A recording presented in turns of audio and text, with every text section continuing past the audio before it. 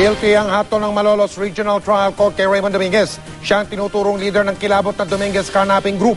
Ngayon pa lang napatawan ng hatol na guilty si Dominguez dahil naharap siya sa mahigit 10 ibang kaso pa. Balak ngayon ng kampo ni Dominguez di apela ang naturang pasya.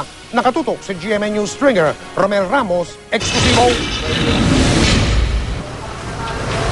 Wherefore, finding accused Raymond Dominguez, D. Santos, guilty beyond reasonable doubt of the crime of carnapping, he is hereby sentenced to suffer the penalty of imprisonment of 17 years and 4 months as minimum to 30 years as maximum. Yan ang hatol ni Judge Wilfredo Nieves ng Malolos RTC Branch 84 kay Raymond Dominguez, ang itinuturong leader ng Dominguez Carnapping Group. Kaugnay ito na reklamo ng isang Dante Escoto na puwersahan siyang inagawan ng Black Toyota Fortuner ni Raymond noong Enero 2010 sa Marilao, Bulacan. Ang kampo ni Dominguez balak i-apela ang desisyon. We can have possibly favorable result and reversal of this court's decision because there was no identification by the victim himself.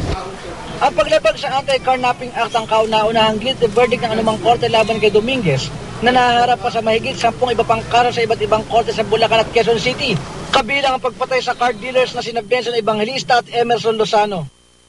We're very proud of achievements like that, accomplishments like that, na may successful prosecution and conviction of high-profile accused.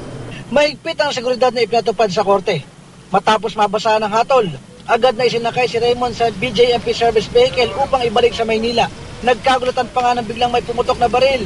Aksidente pa lang nakalabit ng BJMP guard ang kanyang service firearm. Tumanggi naman magsalita si Raymond at ang nobya nitong si Katrina Paula na dumalo rin sa korte kanina. Romel Ramos, GMA News.